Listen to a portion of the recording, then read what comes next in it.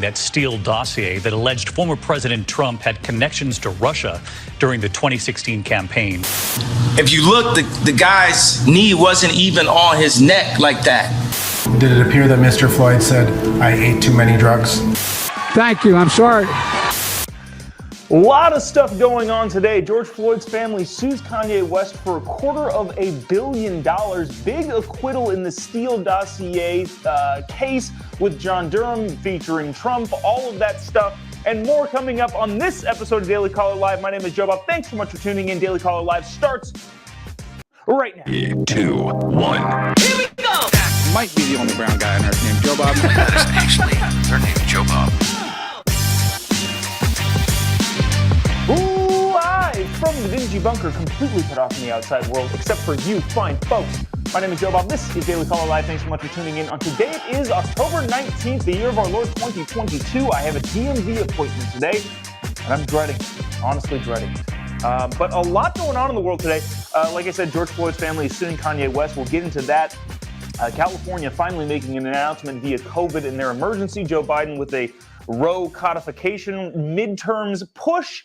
But before any of that, I want to get into this. This is going to be, I think, the big headline story, especially in your lefty media, that is going to suck up the airwaves for probably, a good while. Now, just to preface this, I feel like we're going to have to recontextualize what's going on here. The Steele dossier, the Russian probe, Russian collusion, tapping Trump's phones, Igor Danchenko, a lot of stuff we're going to have to set up. So if you already know all of this and you're watching this on playback, go ahead and fast forward like 3 or 4 minutes. Because I do want to give this a full amount of attention, because I think, again, this is going to be a big story, especially in your lefty media. A lot of MSNBC, CNN, and even the nightly news channels last night were saying, well, this makes the Steele dossier look real. That is not the case. That is not what's happening.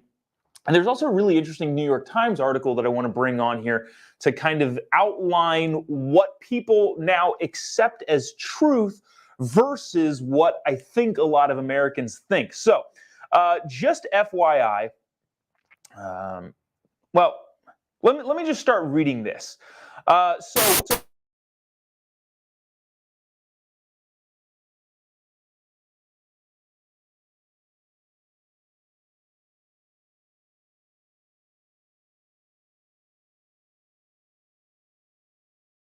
We're going to turn to the major headline involving that Steele dossier that alleged former President Trump had connections to Russia during the 2016 campaign. Well, tonight, an analyst accused of lying to the FBI about providing some of the information in that dossier has now been acquitted of all charges.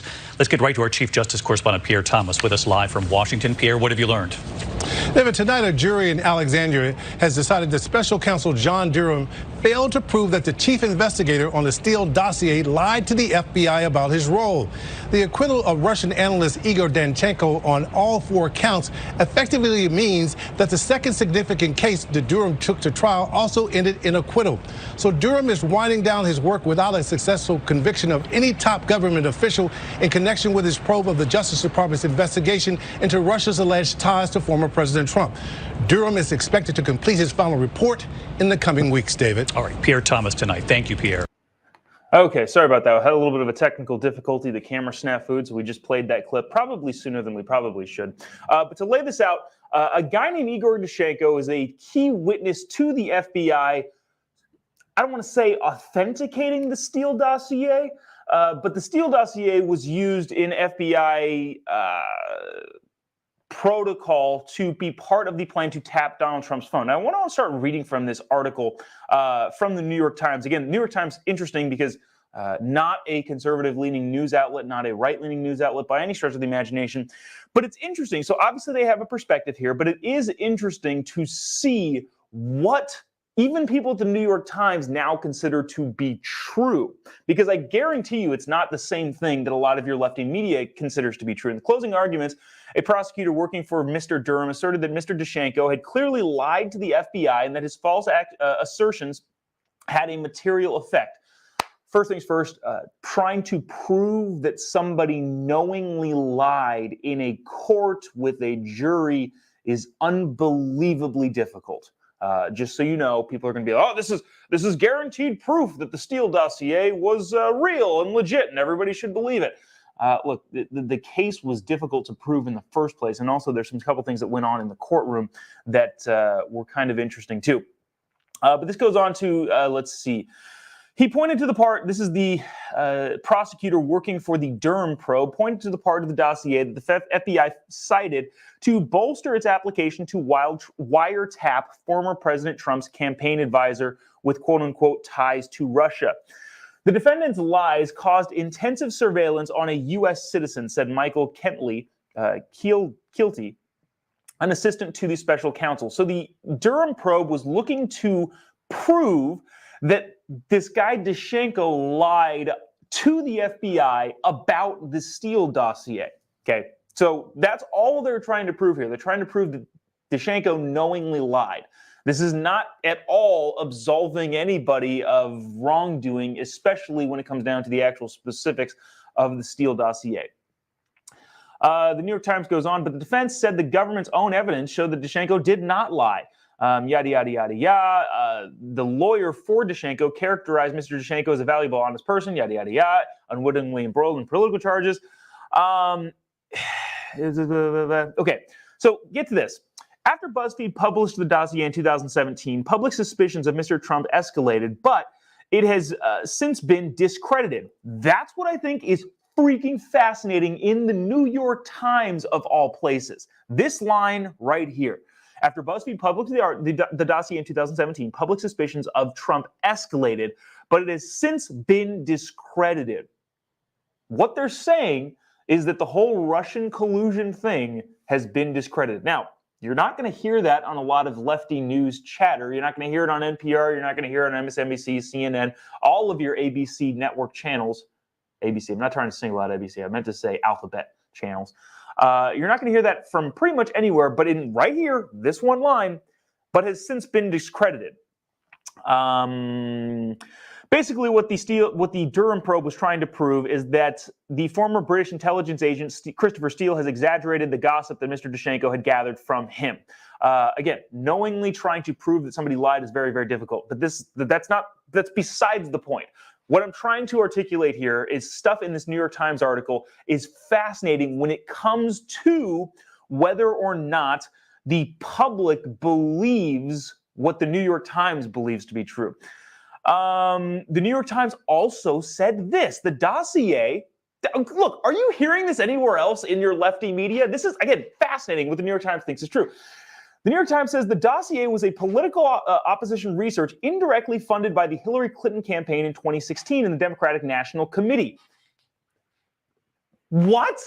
I knew that. You knew that. We all knew that. But the New York Times is blatantly stating it here in this piece about the Daschenko trial. Indirectly funded by the Hillary Clinton campaign and the Democratic National Committee, they paid a law firm, which paid a research firm, which in turn subcontracted a company run by Mr. Steele. Mr. Steele hired Mr. Daschenko to canvass contacts in Russia and Europe about Trump's business dealings in Russia. Look, okay, this is not groundbreaking new information for me and you. I think if you've been following this story, and if you haven't, sorry that we're going through all of this. I think it's super important to understand the landscape of the political wheeling and dealing. But if you've been following this, you know that. We all know that. And I think we were called conspiracy theorists and crazy people when people like Tucker would point that out, or, anybody. But now the New York Times is stating plainly that the Clinton campaign and the DNC paid a firm which paid a research firm. Again, not new information, but it's interesting to see them admitting this. Mr. Daschenko verbally conveyed rumors that Trump's campaign was colluding with Russia and that Russia had blackmail tape of Trump with prostitutes in a hotel room in Moscow. Okay, all that stuff has been discredited. So the bottom line here is, okay, let me read this last line really quick. But during the interview with the FBI, Mr. Daschenko said that he saw the dossier when BuzzFeed published it, and that Mr. Steele had exaggerated his statements, portraying uncorroborated gossip and speculation as fact. What this basically is is trying to point out how I think the media is going to portray this, how all of your lefty outlets are going to portray this sort of thing as, well, look, this proves, given that the Durham probe could not get a conviction of this guy, Igor Danchenko, this proves that the Steele dossier was legit and Donald Trump was definitely in bed with Russia, even though the Mueller report and pretty much everybody, including the New York Times here now, agrees that, yeah, some of this stuff is entirely bunk. What I want to get across here is that this acquittal from, again, a jury in Alexandria, Virginia, which is not known to be a conservative enclave, if you know anything about the demographics of Alexandria, Virginia.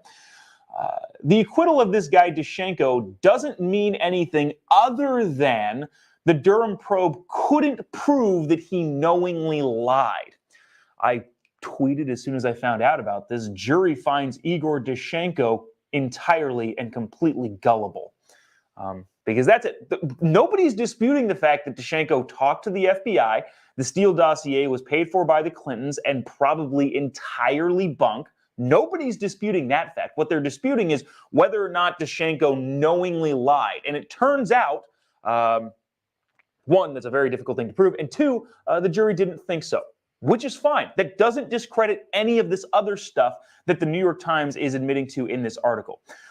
Anyways, let me see if I can get some comments here. Some people said they've lost faith in the judicial system and the legal system. Yeah. Let me see. Oh, there's some interesting comments here talking about the live acquittal is not a good thing for conservatives either. Yeah, I don't know. I'm just telling you what it is. What I'm saying, what I'm trying to get across, and I feel like I'm repeating myself, so I'll move on here in a little bit because the Kanye story is also fascinating. What I'm trying to get across is that when you see people on Twitter, on Facebook, on YouTube, Instagram, all this sort of stuff, oh, Danchenko is acquitted, because I've seen so many people on TikTok specifically saying, well, this means that the Steele dossier was true. That's just not the case. Everybody is in agreement that Danchenko talked to the FBI and the FBI used the Steele dossier as a means to bolster their their ability to wiretap the Trump campaign office. Nobody's disagreeing with that. They're disagreeing with whether or not Danchenko knew he was lying or he was just a bumbling idiot. That's that. That's the point I wanted to get across, and I feel like I've done that a lot. Okay. Let me see. Okay, I want to get to this because I think this is also big and important and interesting. George Floyd's family is suing Kanye West. Now, I would like to make it clear. Well, I also want to remind people that I warned, I think, everybody on this show, 2 weeks ago, when Kanye did an interview with Tucker. I think I came on here plainly saying, hey, just FYI, Kanye is a loose cannon. And although we may agree with some of the things that he says, which is fine, there's going to be a lot of stuff probably that he says that are not fine. Kanye has gotten a lot of heat for some pretty bad comments, pretty bad anti-Semitic comments. And that's not okay. But also, if I were to point out the silver lining of the Kanye West saga, it would be that there are things that people say that you could 100% agree with, and then things that the same person can say that you completely disagree with. Both of those things should be true in a time where we are split up by partisan divides of whether or not you voted for Trump or did not vote for Trump. People get categorized as, well, you voted for Trump, you must agree with everything he says. No. That's just not true. Or you voted for Biden, you must agree with everything he says. Nope, that's not true either. Americans aren't so binary in their political beliefs that they agree with everything everyone that they vote for says all the time. I think Kanye could be a good example of that. There are things that he says that I'm like, yeah, that's a fascinating point, especially coming from someone like him in his position. But also, there's other stuff that he says that is nuts. Anyways, before we get on with that, so this is the big news story with Kanye West. If you're not familiar with this, Kanye got kicked off of Instagram, Twitter, all of the social media platforms. He then bought Parler yesterday, I think, or over the weekend. Parler's another one of your apps that we are not streaming on, and I think I have a Parler account, but I don't use it really ever. But Kanye then bought his own social media platform and now is being sued for $250 million, $250 million by George Floyd's family for saying this. Watch this clip and we'll discuss on the other side. And also, there's so much going on here. All right, watch this clip and we'll talk about it. Also, if you haven't already, would really appreciate it if you click the little like button and the little share button. Really appreciate you doing so. Greatly benefits us as we continue to keep the ball rolling on this Daily Caller live show. Check it out. This is very short, but this is why George Floyd's family is suing Kanye West. If you look, the guy's knee wasn't even on his neck like that. Oh, wow. That was even shorter than I thought it was. Oh, that's right, because there was a bunch of other stuff at the end of this that I didn't feel like showing or clipping into it. Basically, Kanye is making the case that George Floyd was killed by a drug overdose and not a police's knee on his neck, which is fascinating considering the Derek Chauvin trial that found him guilty of murder that will definitely be appealed because a lot of information is now being put together more cohesively and it's going to get really interesting. Okay, so Kanye says George Floyd died of a fentanyl overdose. George Floyd's family says, no, we're going to sue you for $250 million. A bunch of people on the Black Lives Matter side are saying, well, the law already said what happened. There already was a trial to show that George Floyd was murdered by police officer Derek Chauvin. Fine. Yes, that's true. Having said that, I think those people are misunderstanding the legal system and how it works in a lot of different ways. Remember O.J. Simpson was acquitted of murdering, now I can't think of their names, those two people, his wife and lover. Remember how O.J. Simpson was acquitted of that, but then found guilty in a civil suit, meaning that two separate cases and two separate legal things found the opposite things to be true? So that's a problem with the thinking that, well, it's already been legally settled, therefore Kanye doesn't have a case. He's in a bad spot. And on top of that, especially with the new documentary that just came out with the Daily Wire. So I'll be honest, I've been very busy and haven't got a chance. They sent me the Daily Wire, our friends over at the Daily Wire, and Candace sent over a copy of the Greatest Lie Ever Sold, the BLM documentary that I think premiered last Wednesday, premiere that I was not able to go to, which I wish I would have, because Kanye and Kid Rock and Ray J and Colby, a bunch of people showed up to that. I wish I could have been there, but I wasn't. Anyways, the good folks over at the Daily Wire and Candace's team sent over a copy. I haven't watched it yet, but my wife and I are planning to watch it together tonight, and I can bring you some of that, which I'd love to do tomorrow in reviewing that film. But at the same time, kind of jumped the gun here because I think some key parts of Kanye West's argument that he will be making, which will probably also be a part of the Derek Chauvin appeals case, are pretty well outlined in a couple clips from that documentary. Watch this. This is a little bit long-ish, but it is kind of interesting. This is from our friends over at the Daily Wire and Candace's new documentary called BLM, The Greatest Lie Ever Sold. Kind of repositioning Kanye's... well, this is probably what led Kanye to say what he said, which led the George Floyd family to sue Kanye for what he said. Check this out, a little bit longish, and if you haven't already, would appreciate while you're watching it, or just right now, click the little like button or the little share button, or give us a comment, let us know what you think about Kanye, especially being all over the news right now. Check it out. Watch this. They had to have the jury believe that it was a neck restraint, it was the knee on the neck, it was asphyxiation that killed George Floyd. However, there was a ton of evidence that George Floyd consumed a toxic, lethal cocktail of fentanyl and methamphetamine. Did it appear that Mr. Floyd said, "I ate too many drugs"? Yes, it did. Let's put it in perspective. 3 grains of fentanyl on the head of a lead pencil, enough to kill you, enough to kill me. And so they had to continuously inculcate the public to believe that Derek Chauvin intentionally, premeditatedly murdered George Floyd, and drugs had absolutely nothing to do with it. As Lindsay and the toxicologist presented that awful testimony. Do you recall describing the level of fentanyl as a fatal level of fentanyl? I recall describing it in other circumstances. It would be a fatal level, yes, in other circumstances.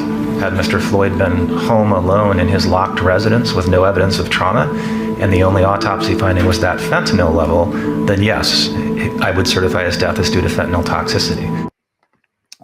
Okay, so I would imagine that the appeals process / Kanye's case against, I don't know if the suit is for defamation. I'm not even sure entirely what it is. Let me see if I have an article here that I had pulled up.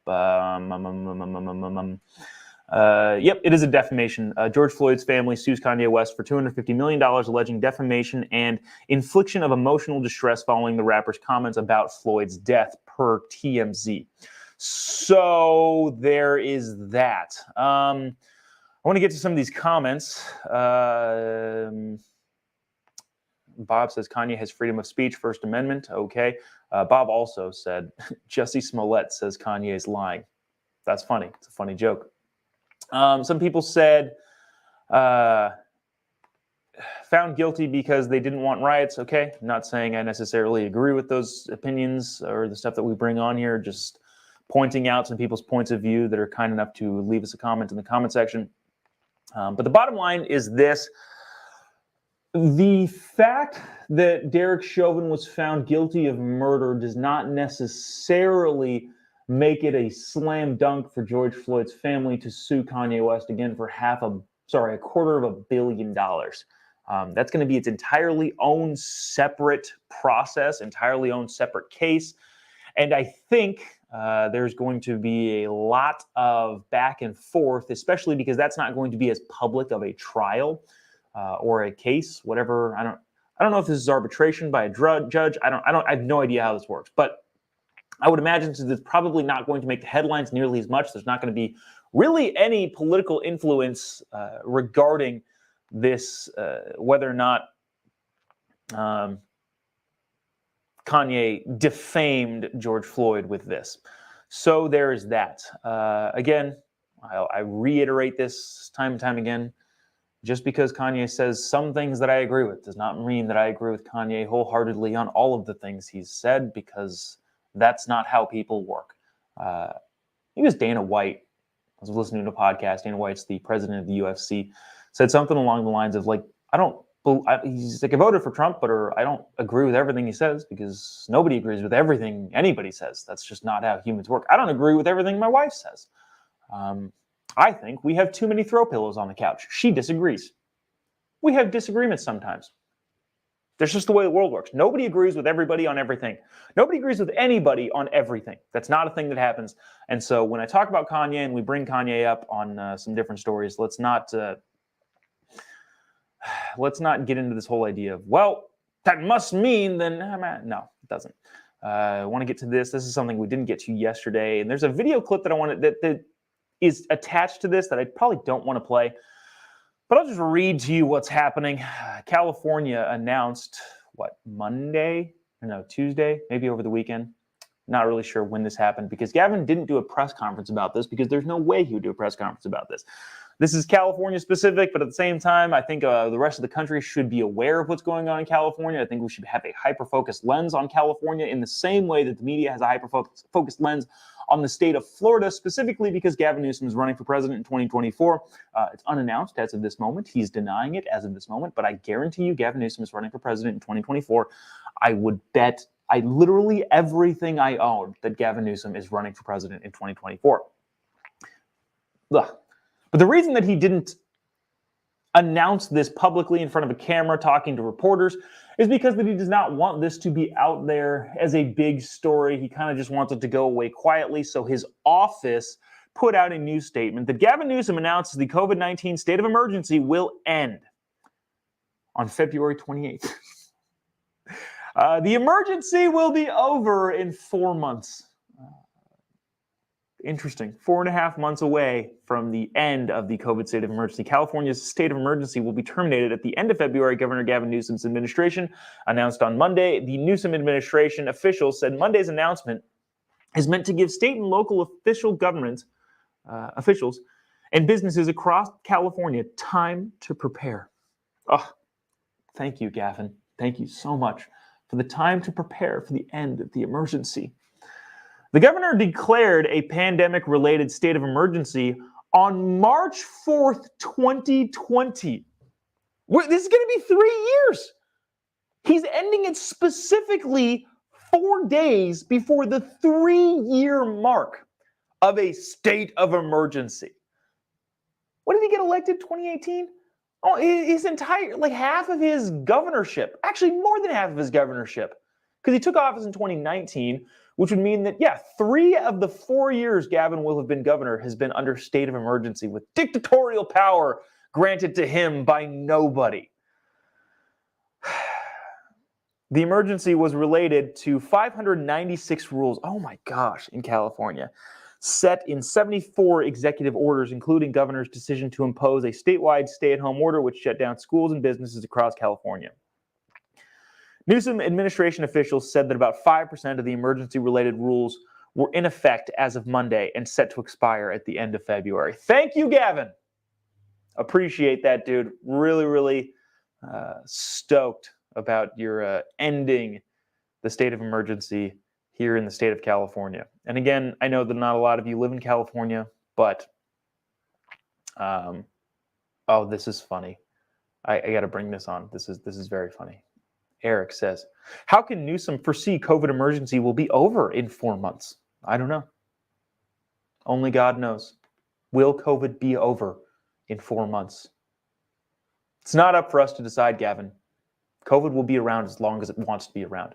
And there's no way we can give up this state of emergency and emergency powers this soon and this recklessly. I believe the last governor that's still holding on to those emergency powers is Inslee, Governor Inslee in Washington.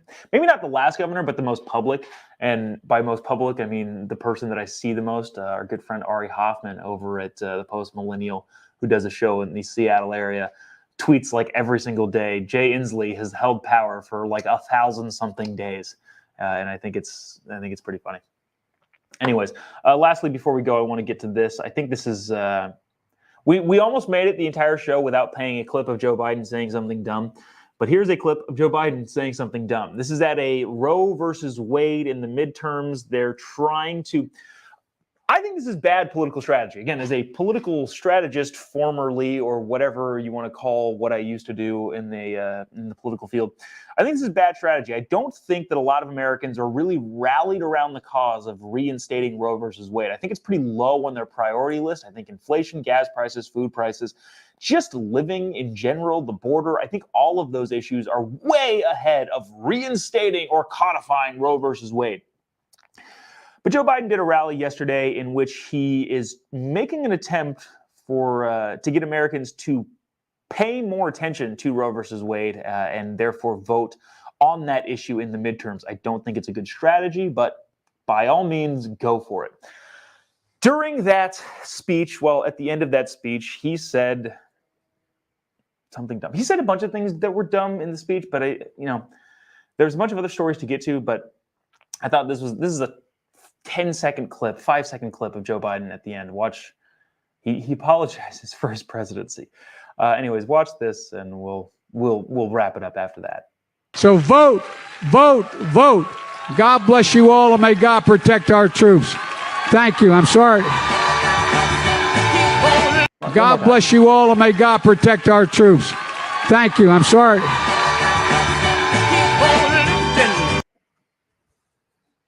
I don't know. Sometimes it's difficult to muster up the strength to roll my eyes back as far as I do.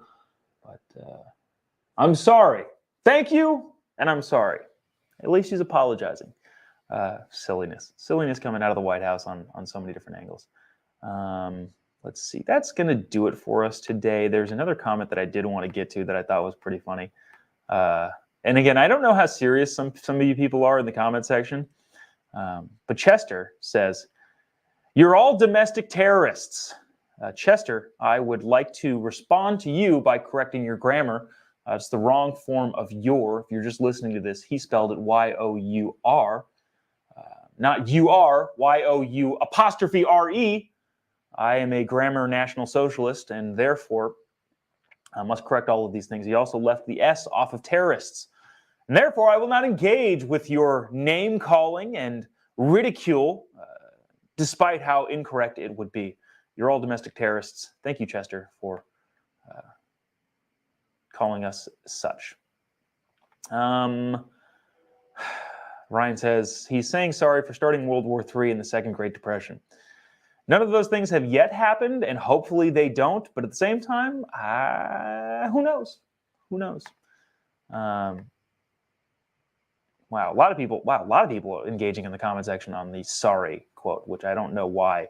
I don't know why he's saying that sort of stuff. Anyways, that's going to do it for us today. I appreciate you sticking around, tuning in. If you haven't already, give me a follow on any of your social media platforms. Just type in JOBOB. My wife wanted to announce that.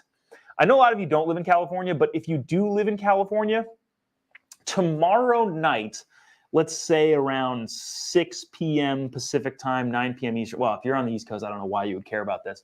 My wife had a pretty good idea of, hey, why don't we go through the propositions and do like a podcast about it as someone who's pretty engaged, and her as someone who is way more engaged than your average voter, I think.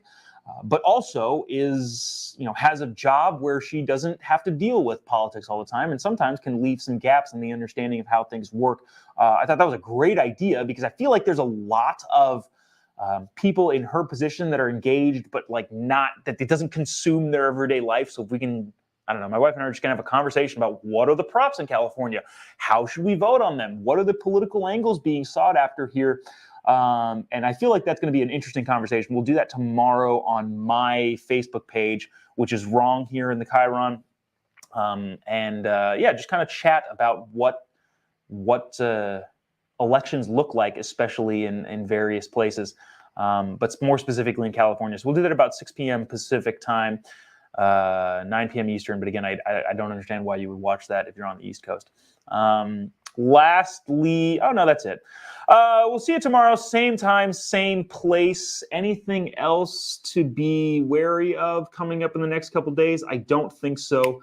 Next Wednesday, what is that? The 26th, I'll be in, South Dakota, I think. Brookings, South Dakota, or maybe it's North Dakota. I will get solidified information on where I'm going to be, but I'm doing a stand-up show, a late-night stand-up show on either the South Dakota campus or the North Dakota campus, the state university. South Dakota. Okay. I'm going to be in Brookings, South Dakota at the University of South Dakota State University doing a comedy show. If you're in South Dakota and happen to be watching this, come check it out, and we'll have a great time. That is next Wednesday. I can't think of anything else. My brain's fuddled. I'll see you same time tomorrow, same time, same place. See you then. God bless America.